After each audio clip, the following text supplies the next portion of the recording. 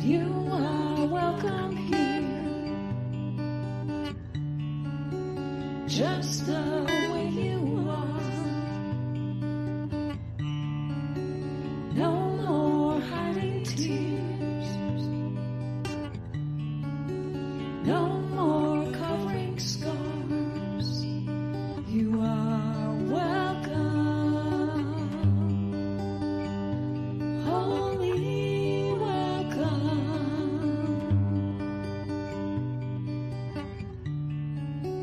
You are welcome here, just the way you want to be. Bring your deepest hopes and all your wildest dreams. You are welcome, holy welcome, holy welcome.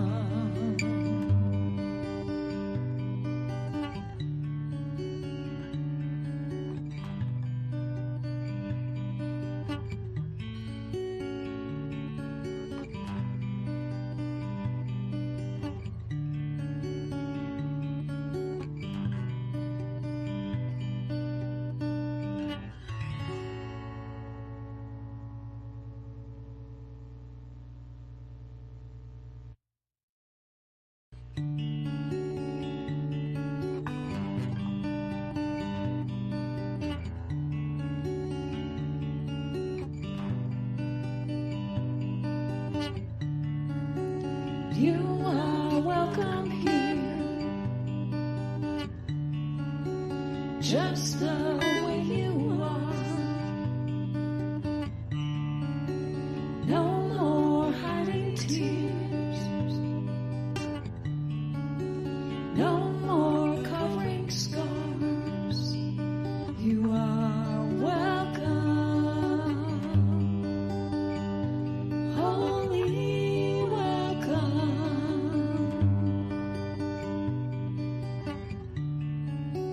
You are welcome here, just the way you want to be.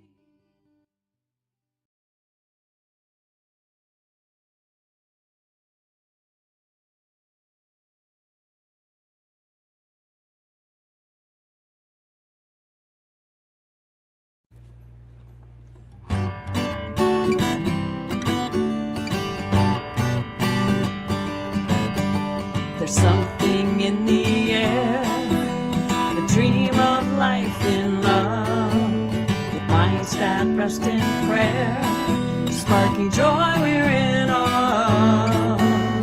No matter where your path has been or time has somehow flies, like souls will come home again, true friendship ever thrives. Is this where the magic happens?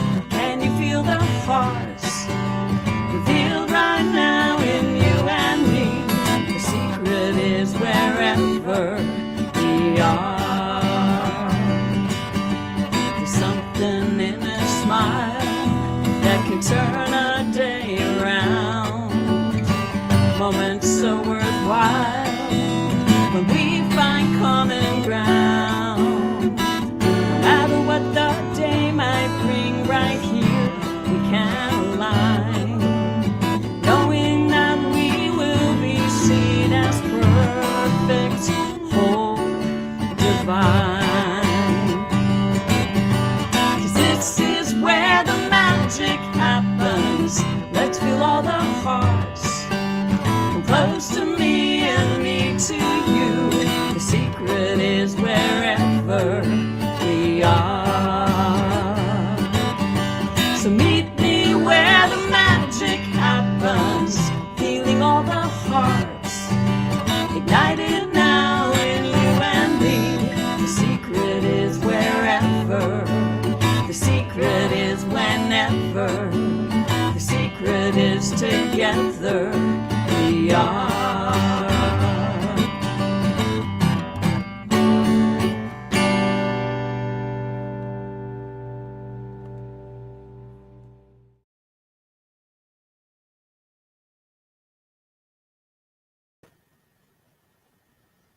Good morning.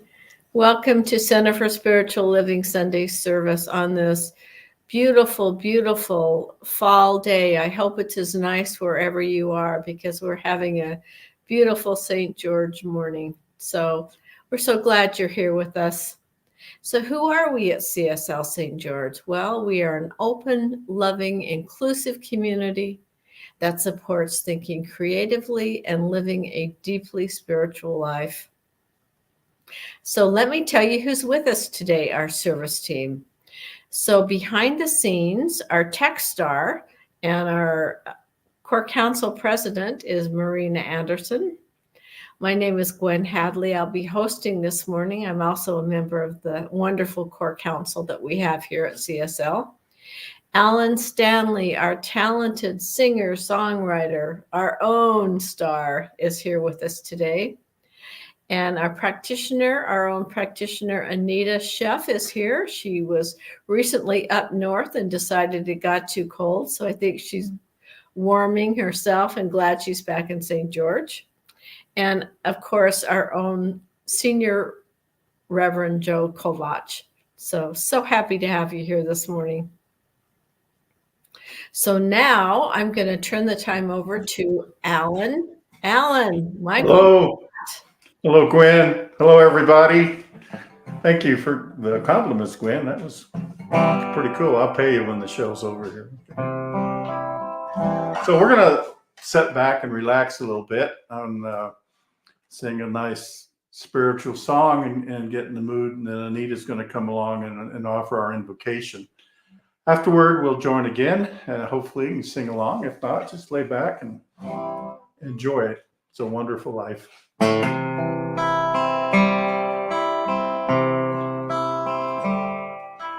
Here I am, a vessel to be used. Whatever spirit needs of me, I will be, I will be, I will be.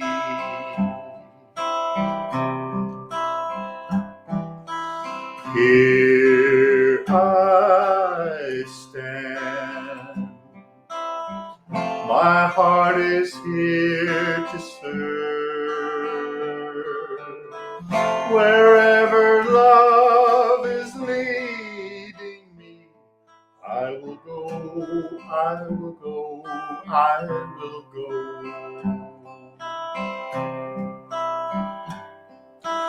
Here I am, a vessel to be used.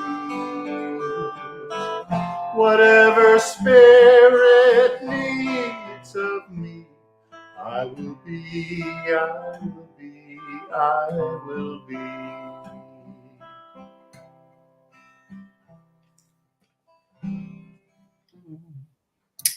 I think that's one of my all-time favorite opening songs because it just really gives me that perspective adjustment that I need.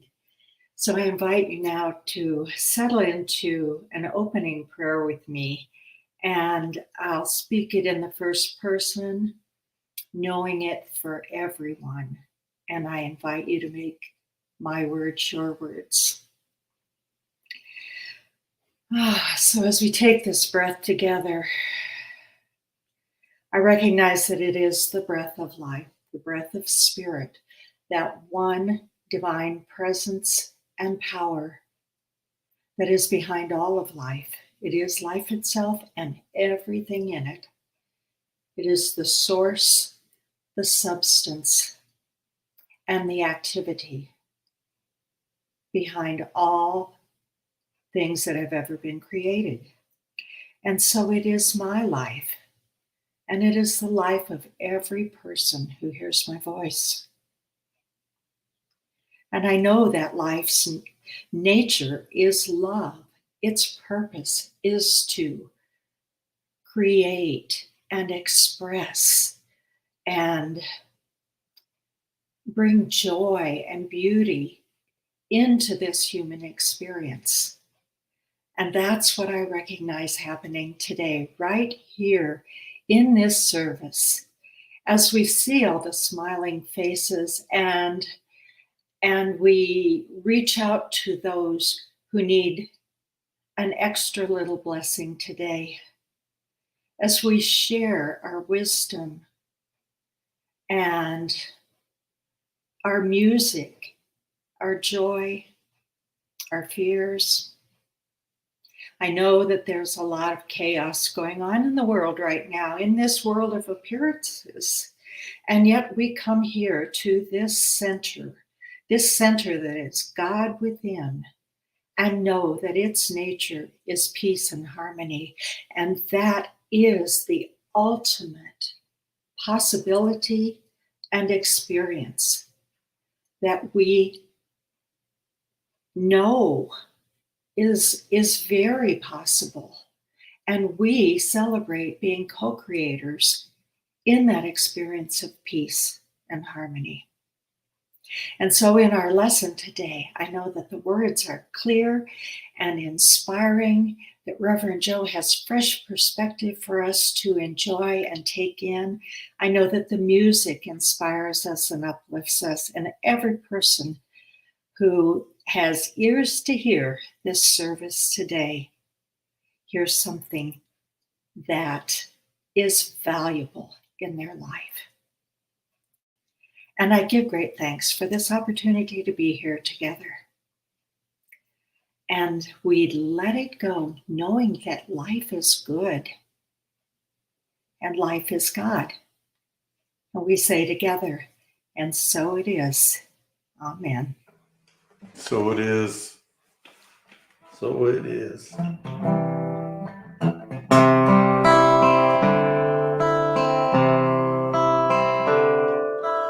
Here I am, a vessel to be used. Whatever spirit needs of me, I will be, I will be, I will be.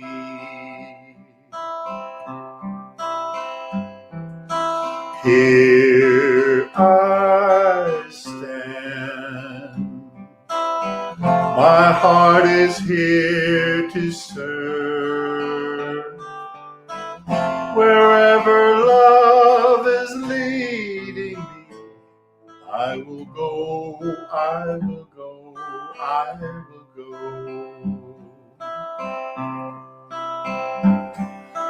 Here I am, a vessel to be used. Whatever spirit needs of me, I will be, I will be, I will be. Whatever spirit needs of me, I will be, I will be, I will be.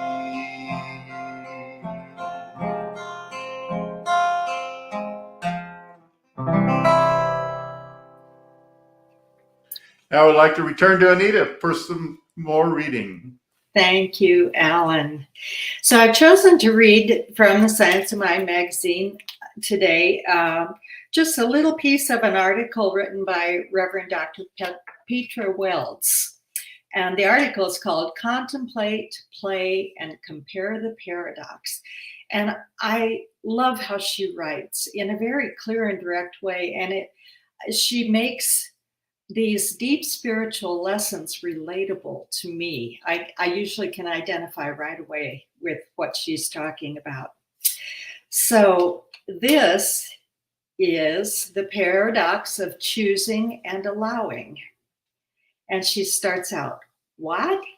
Not letting spirit decide what's best for me while feverishly analyzing and figuring out what I'm supposed to do? This is the paradox of choosing and allowing, what might also be called the paradox of intention and acceptance. We always get to choose the what, And we actually need to choose it. Otherwise, we just get more of the same as we had before. Deciding and setting an intention gives direction, a new cause to the universal law. Then we must get out of the way. No figuring it out or making it happen, but rather allowing it to unfold and listening for the parts that are ours to do. This is what treat and move your feet means. We set a new cause in motion in the treatment, and then we move in the world with confidence that our every action is in perfect alignment with the outcome. We have to accept that the path may not look like we thought it would, or that the outcome may look different than we thought. To reach our desired end, we must stay absolutely committed to and focused on what we want, without being dismayed if certain things don't seem to work out along the way. Allow the process to unfold. Accept the twists and turns. Make room for miracles, serendipities, and coincidences. By doing so, the outcome delivers far more than our best days of planning could produce. When we arrive, we realize that it is, in fact, a perfect manifestation of what we originally chose. I've come to embrace this paradox as declaring and owning what I want, and that I can have it with the complete confidence that the universe not only wants it because I want it, but that I can trust the universe to know how to make it happen, even if I am clueless, afraid, or have massive doubt. In short, choose the what, trust the how. So I love this lesson because it really is about putting your co-creative power into action and then surrendering it to the higher power. It's a big lesson. Thank you. Thank you, Anita. That was a great choice. That was great. So we'll sing along some more. Listen by Jan Garrett, Down in My Soul.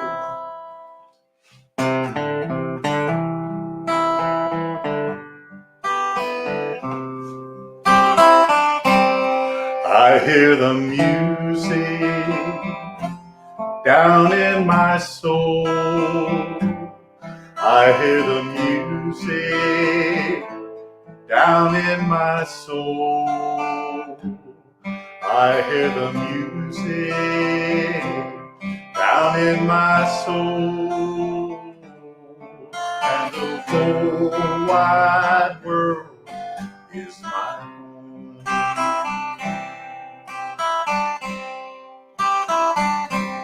I got a new day down in my soul. I got a new day down in my soul. I got a new day down in my soul. And the whole wide world is my home.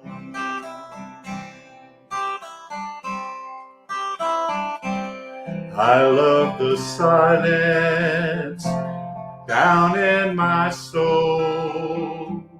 I love the silence down in my soul. I love the silence down in my soul. And the whole wide world is my home.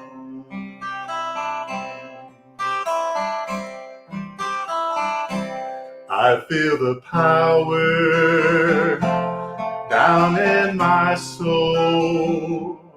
I feel the power down in my soul.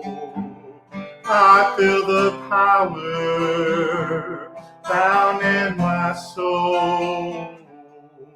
And the whole wide world is my home. Yes, the whole wide world is my home. I said the whole wide world is my home.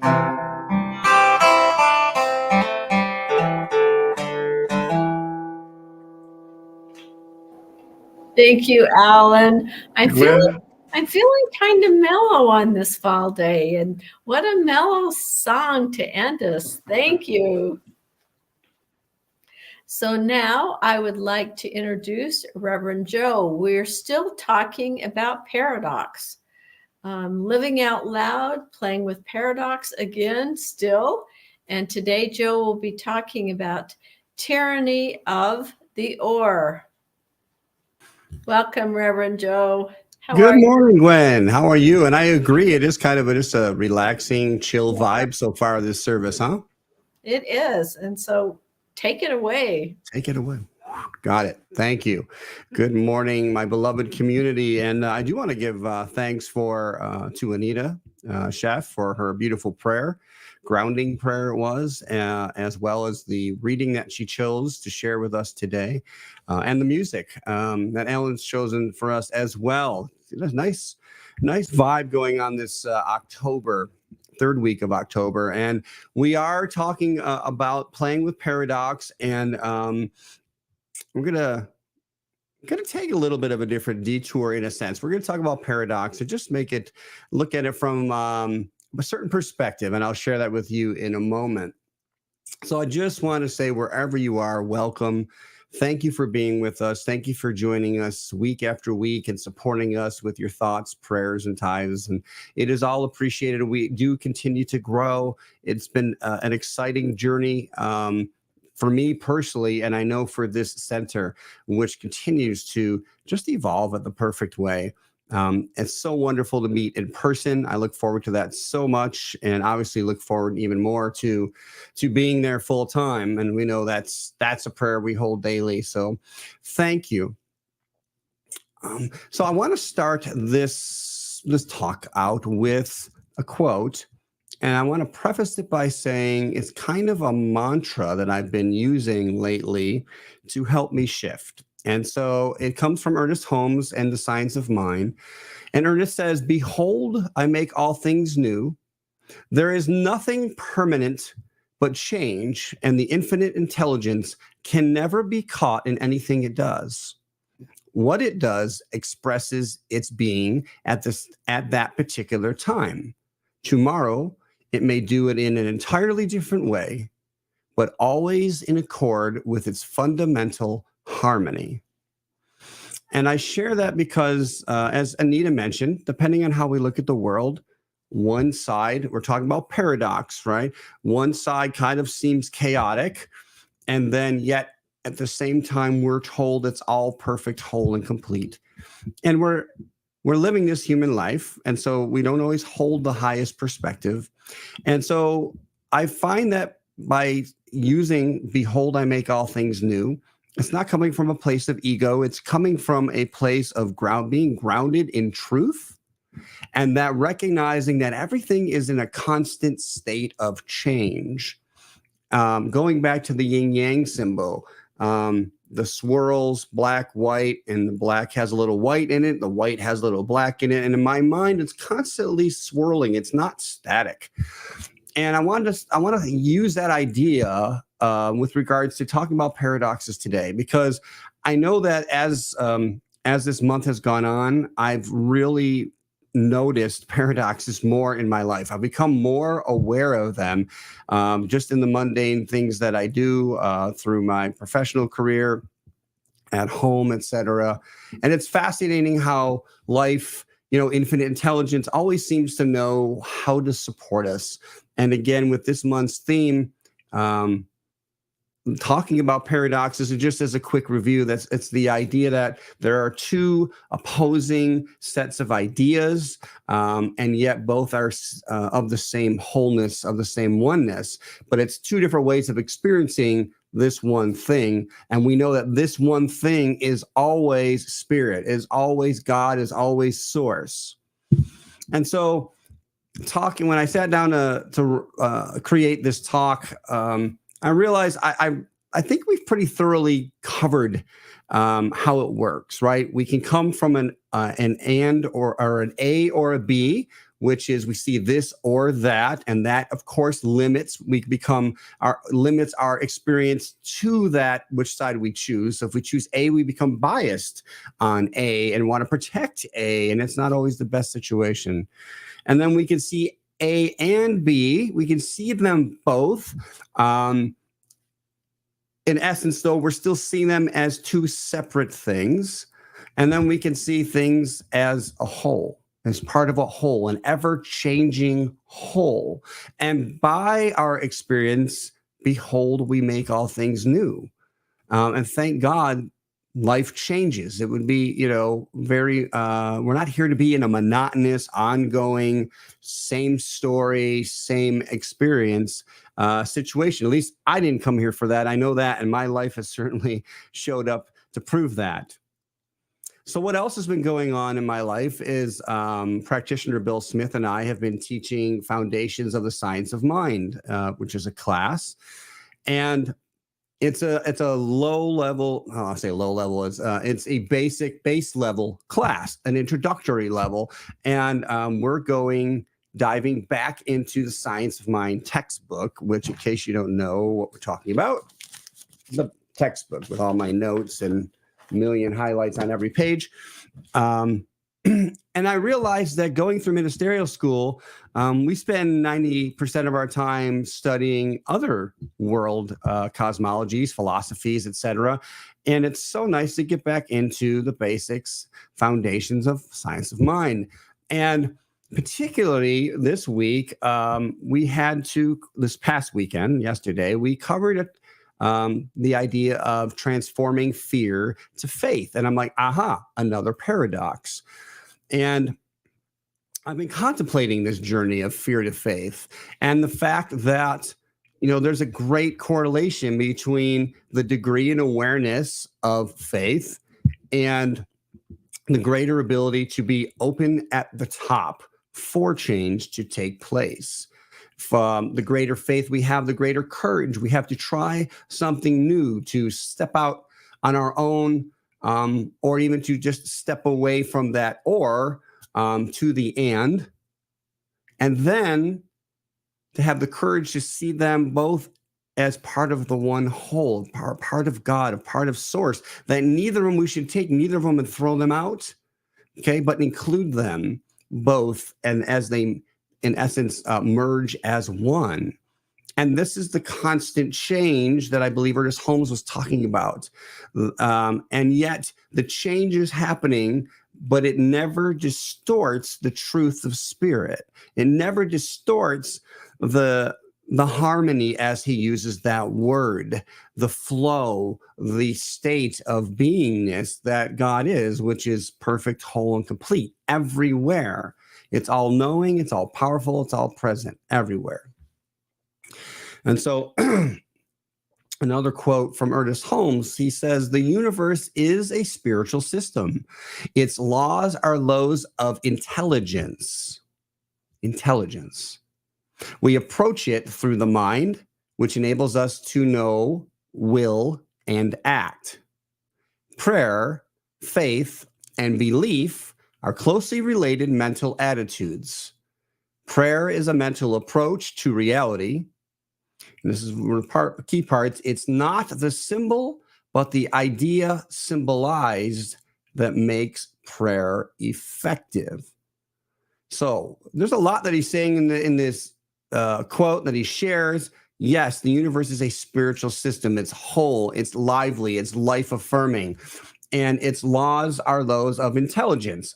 What does this mean? Is that, well, we are aligned with this intelligence through mind, right? And then we're able to individually know and understand will, which is our power, personal power, and then make decisions and act. And then he even shares the tools. Prayer, faith, and belief are our mental attitudes. We put on mental attitudes. And as I shared yesterday, an attitude, as I was taught, was 3 parts, right? Thoughts, feelings, emotions and feelings, and then actions. So that we put on this spiritual system, we recognize we're in it, we're able to identify how do we connect through it? Through mind. And we're not talking about the brain here, we're talking about mind, about consciousness, about thought. And then he uses the idea of prayer and specifically faith. I wanted to point out today, these are all similar, so we will talk about them all. Because how do you separate? How do you separate faith from prayer and belief? It's, to me, again, they're all part of the same whole. So diving deeper into faith, Ernest Holmes says quite a bit, but he says, faith has been recognized as a power throughout the ages, whether it be faith in God, faith in one's fellow man, faith in oneself, or in what one is doing. The idea that faith has only to do with our religious experience is a mistake.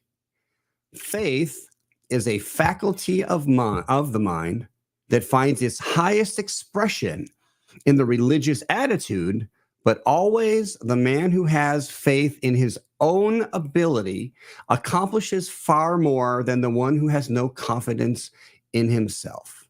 Those who have great faith have great power. So what I pulled from this as I was creating this talk is this idea that there are different aspects of faith and how we can look at it, dissect what it is. And he's very sure that it's not just a religious idea, that we use it in our everyday life, and that the greatest faith is, this is what I'm taking on, is the faith that we have in ourselves. Now, why would that be? Most people will go, well, no, faith in God. But that's duality, depending on how we say that. Because if we say, well, I have faith in God, as if God is something else than what I am, right? Now, if we're saying God in essence of the idea of the fullness of God all at once, like taking this idea of all that I am, including those things that I'm not aware of in the moment, okay, then that I can understand that. But at the same time, we recognize the divine, we recognize spirit through our own lives. And so if I don't have confidence in myself, that means, again, I'm feeling separate from. Because if I knew 100% that truly I am the divine in an expression that feels separate, just so I can have this human experience, that I'm in form, but truly I'm consciousness, and I'm consciousness in form right now, then there would be no worry, no fear. I would be aligned with that. Change would still happen, and I could still grow my faith in the just amazement of how this all unfolds, that I'm getting to understand different aspects of myself. So faith is power. And going back to the previous quote, faith is an attitude. Not faith, again, in something that's outside of ourselves, but within.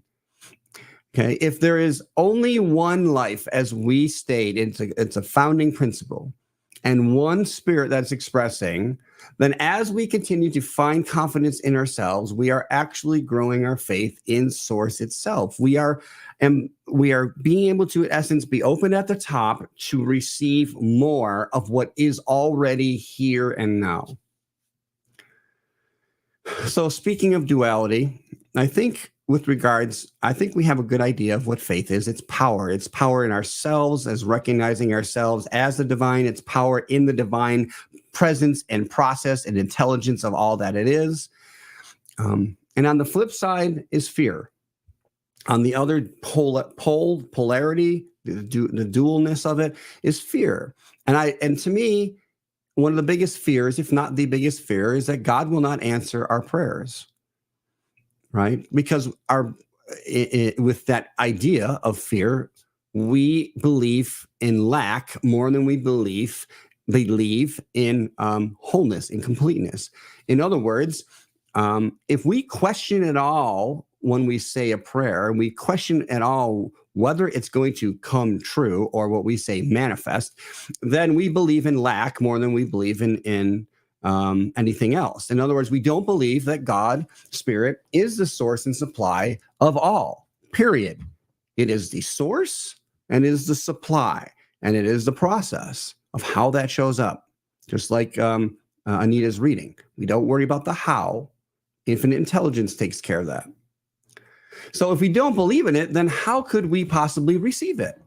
We literally cut ourselves off from that. And faith is the bridge between this idea of lack. And as we grow faith, lack kind of tends to disappear in the distance because we're able to prove that our thoughts are co-creative. But let's dive a little bit deeper into fear. Ernest Holmes says, fear, nothing more nor less than the negative use of faith. It is faith misplaced. It's a belief in two powers instead of one, a belief that there can be a power opposed to God whose influence and ability may bring us evil. This is what we pick up in society. We pick up through other people's interpretations from ancient times, even modern, but it just keeps replaying itself now in modern times, that there is God and something else. There is an evil that can overpower you, overrun you, ruin your life.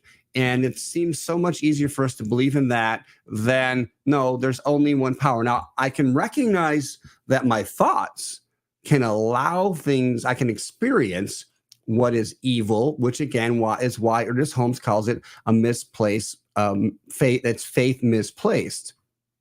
So we cannot have faith in that which we do not, in some measure, understand. That's important. It's hard to have faith in something we don't understand. And to me, science of mind, it helps us understand what we call God, what we call spirit, what we call life with a capital L.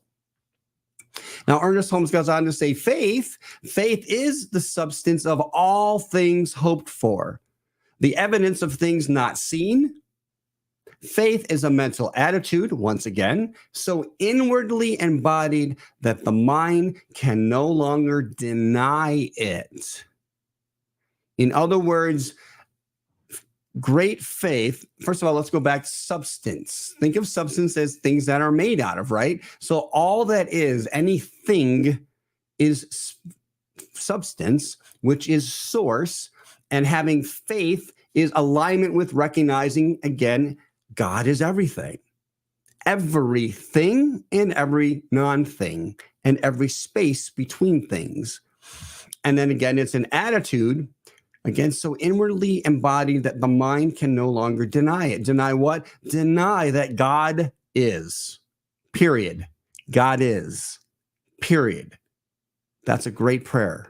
God is. When we see something happening we're grateful for, God is. And when we see something we don't understand, know that it's God. God is. And align with the idea of God is. This is what builds our faith. Faith is power. We use it all the time. To what degree is up to us. So the greater our awareness of this power, being the one and only power that creates, right? It recognizing it amplifies our use of it and then correlates to what is showing up. So the greater faith we have when we pray, we are aligned with it. Now, it may not show up exactly in the way we wanted, but it will always deliver the experience that we wanted and more. One life, one power, which we are of. Fear, belief in more than one power, then causes this idea of separation, good and evil, which leads us to fear. Evil is literally a creation of the mind that is not based in truth. Again, it is based in separation, which we know is not actual. So another way of saying this, Ernest Holmes says, fear is a belief in limitation, a denial that the divine is the center and source of all good. Or fear is the try this again, Why can't I not say that? Say it for me. Antithesis of, and I know that's not the right way of saying it. But that's okay. We'll roll with it. Of faith. It is the negation of confidence. So that which seems to steal our faith, steal our confidence, we can call, in essence, fear. It drains, in essence, when we align with fear, we feel powerless, don't we? And so whenever we feel that way, we can just pause.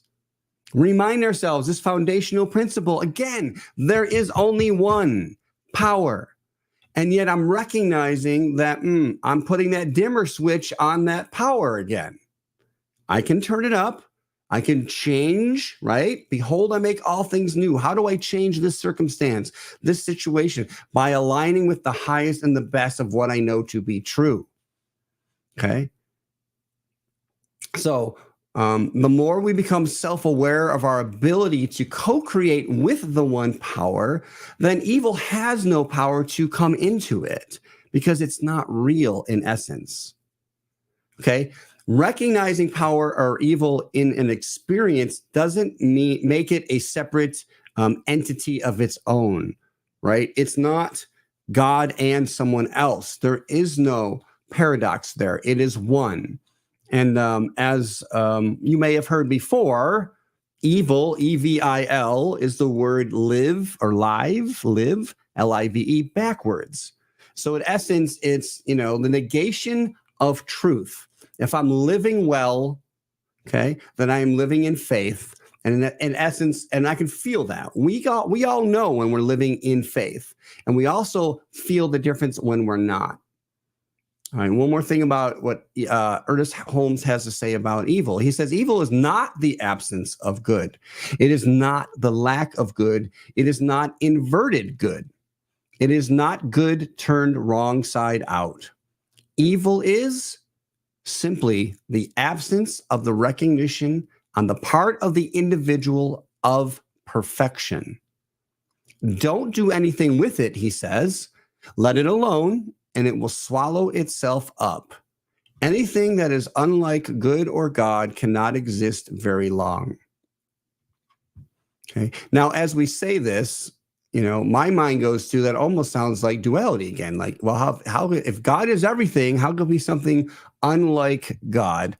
Well, again, we are, in essence, I'm going to use the word gifted, that opportunity through our free will to experience something that is unlike God, unlike good, but it is not truth, which is why if we just let things go and let things flow, okay, we return back to wholeness. Again, the reminder of the dimmer switch. Okay, faith is alignment with power that we can turn it all the way up. We can tap in, tune in, and turn it on. And we know this because we're feeling joyful. We're feeling optimistic. We can feel this flow all day long as if we're celebrating our birthday. We're celebrating like our team won the championship, whatever that may be. It's there for us to experience now in fullness.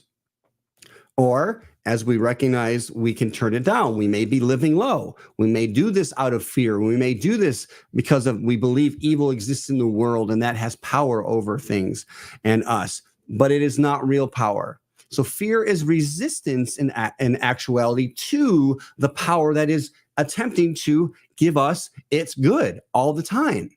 Just like energy, electricity can have resistance to it. We do that. But the more we use faith as an attitude and we practice it, and we learn it, and we embodied it, we experience the fullness of all that spirit is. David, I say his name, Rico. I don't know if it's Richo, but from his book, 5 True Things, he says, to find real happiness in life takes developing ourselves emotionally and spiritually. Spiritual consciousness breaks through dualism through our simplistic notions of good and bad. So Ernest Holmes calls God many names, this idea, and one of them is spiritual substance. Why? Because it's mostly unseen, yet everything comes eventually into form. It's all around us, waiting to be created So he calls this the creative substance. And our thoughts are co-creative with that power.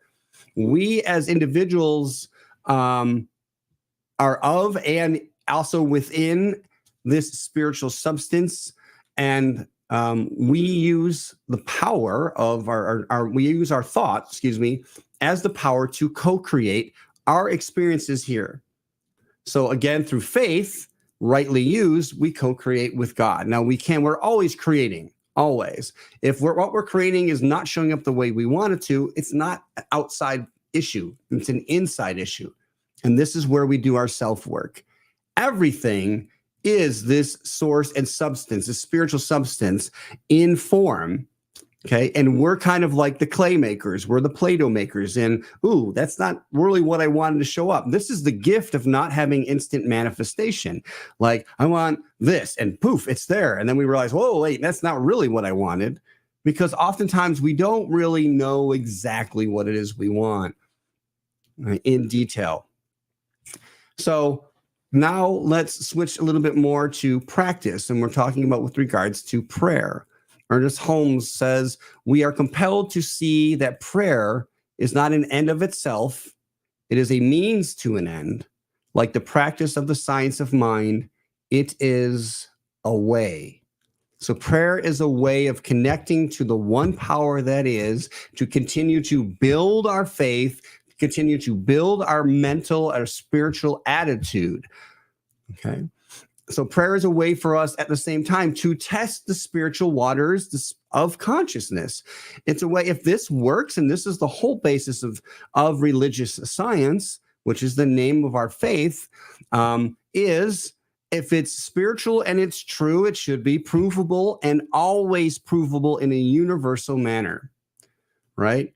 Now, the trick with praying is we have to be careful because when we pray, how do I say this? If we pray rightly, we will have a positive experience and alignment to that. And what I mean by rightly is not the specific details or steps or anything like that, but pray with an open heart, pray with faith.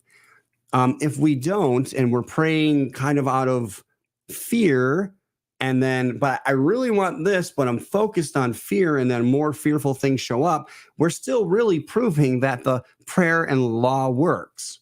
So this is why it's important, and we're talking about this idea of putting on faith as an attitude. Holmes also says spiritual healing is not willing, wishing, beseeching, or repeating a lot of formulas. So spiritual healing in absence of prayer. It is the result, however, of a dawning perception of spirit. When the illusion of opposites disappears from our mental perception and we come to the realization that we are whole, we shall be made whole. So when we pray, he's saying, put on your highest level of faith, right? Open yourself. And it's the dawning perception of spirit. Spirit's always waiting for there, and we have a certain level of awareness that is constantly dawning. We have the ability to see new, behold, we make all things new, spirit in new ways. All right, so I'm going to warn ahead of time. We have a Rumi quote coming up. It's pretty deep, but I couldn't say no to it because it works so well. And then I have an easier way to understand it. So Rumi, he says this. He says, every craftsman searches for what's not there to practice his craft. A builder looks for the rotten hole where the roof caved in. A water carrier picks the empty pot. A carpenter stops at the house with no door. Workers rush towards some hint of emptiness, which they then start to fill. Dear soul, he says, if you were not friends with the vast nothingness inside, why would you be casting your net into it and waiting so patiently? Now, I had to read this a number of times, and I put it there because I know many of you will be able to pause it and take it in, and I ask you to do so. For me, and I can only share what comes to me, is this last part. If you were not friends with the vast nothingness inside, why would you be casting your net into it and waiting so patiently? It's a question. In other words, he knows the soul is there and the soul is aligned with truth. Or else, why would it be there? Why would it be there longing for something that truly wasn't there? Right? And that's what he was saying above that. Every craftsman searches for what is not there to practice his craft. We, in essence, are kind of doing the same thing by searching for God, source, inside where we may not feel it, but at the same time, that's where we go towards. And so here's an easier way of understanding what we're talking about. It's a story, and it goes like this. I feel like I'm going to rap, but I'm not. For years, a mother duck led her new family of ducklings to the same pond. It was a place of safety and beauty. However, one year she found it dry and empty. Nothing remained but dried mud. Yet she persisted in bringing her babies down to the pond, where she would walk about with flapping wings, anxiously quacking and trying to get her brood to enter. The ducklings, however, with their fresh instincts, heard the far-off rippling of the water in a new dam being built farther upstream.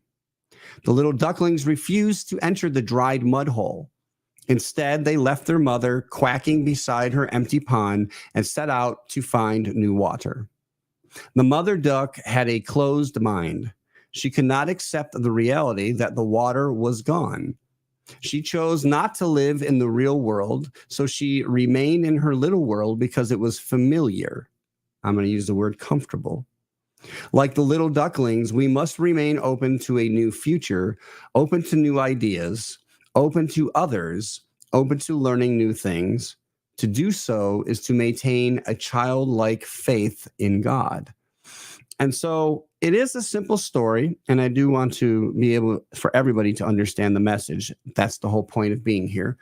And at the same time, when we get confused, this last line is really perfect for a practice. Have a childlike faith in God. Just know it's there. Don't question it.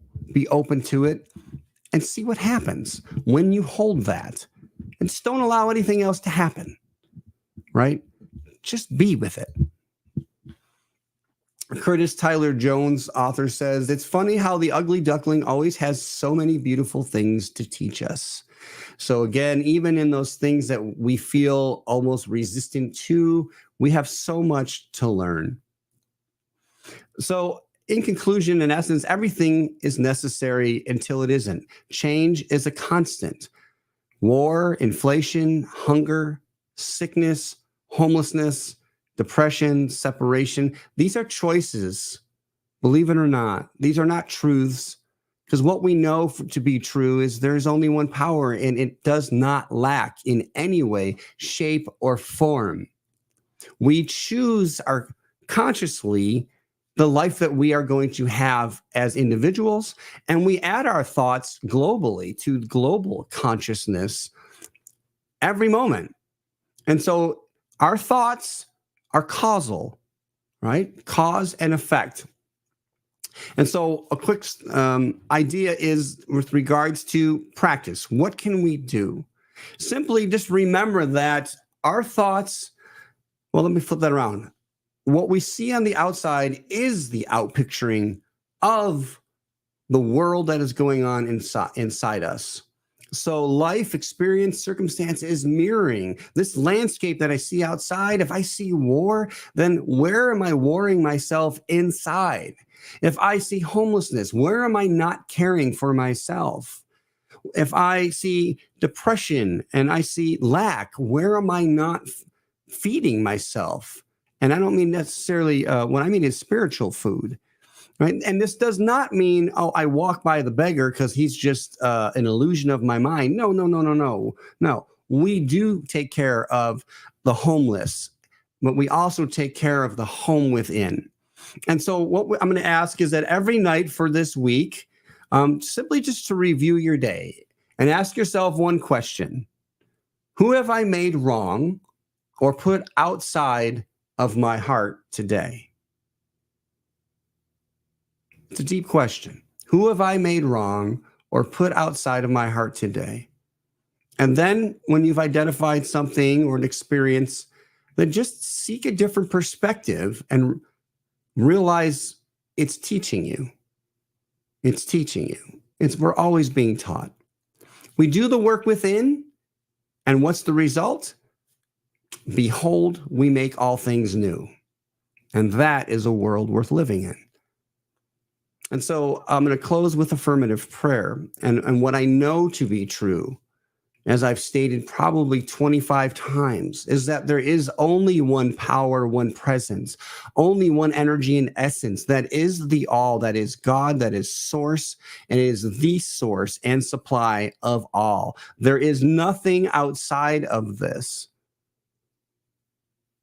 What I know to be true is that myself and everyone hearing my voice has the ability to live at that highest level of awareness, that our faith is the bridge to understanding greater degrees of awareness. And so we choose to be on absolute guard of holding the highest and best thoughts, of being honest with ourselves when we're not sure, because this is part of the human experience. And then we open ourselves at the top to receive something new. What I know to be true is that I can look at any situation and know that God is. And if we're not experiencing that, we do the inner work as it calls to be done. We do the outer work and we serve with the best intentions possible. And I know that this is what this Centers for Spiritual Living St. George community is all about. It has proven it through its history and it continues to do so. It does the inner work. It is a light. It is a shining example for all of Southern Utah, that the individuals of the community are doing their part, that it continues to simply unfold with magnificence. And I truly know that every day that is of change is still just God showing itself, God revealing itself as truth in infinite ways, perfectly for us to understand. And so I call it love, I call it good, I call it God, and so it is. Thank you, Joe. I love Rumi, of course, as we all do, but I took a screenshot of that and I thought, I'm really going to have to think about this and do some work. But then the duckling story, it cleared up a lot of things. And then just one last thing, for some reason, this whole talk just seemed to be steeped in Buddhism, that the only permanent thing is impermanence. So there's the paradox, right? There's the paradox. So thank you very much. It's always so uplifting to hear your talks. Thank you. Oh, so now we have some announcements, as we always do. Our community care circle continues. Whatever you need, please call them 435-893-6702. Prayer requests, as you can see, the Gmail address there, our practitioners are always ready to pray with you, for you, whatever you need, please reach out.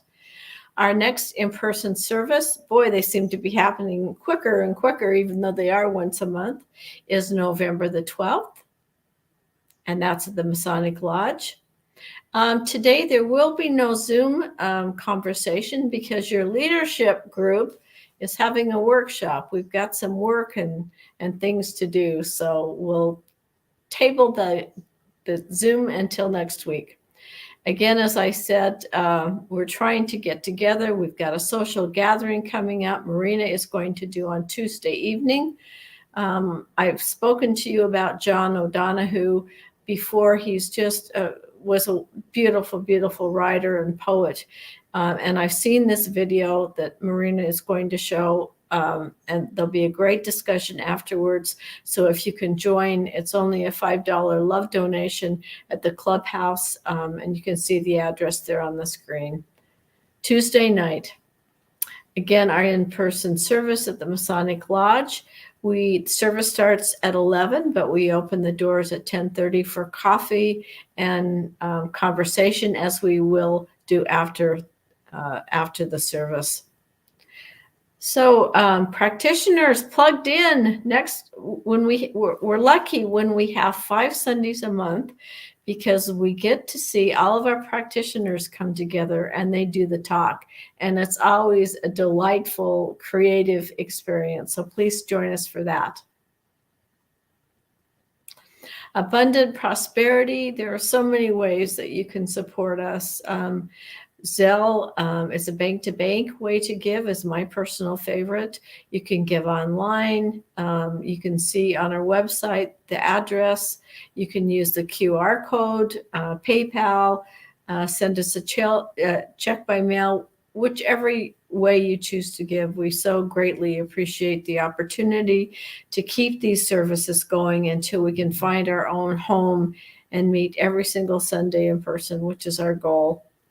Upcoming October the 29th, we have, again, the practitioners plugged in. And then the 5th of November, we have our senior minister, Joe, back for that talk. So now Marina's going to pop us all up for our closing affirmation. Here we are. And I invite you at home to please say this affirmation with us. I think it has such great power when we all speak it together out loud. Amen. So something wonderful is happening through me right now. It is this thing called life. Life is in my mind. Life is in my body. Life is in all that I do. I am it, I embrace it, and I share it. Just the way that it is, and just the way that it is becoming. Thank Thank you. you, life. Have a wonderful Sunday. We'll see you Peace. next Sunday. Say.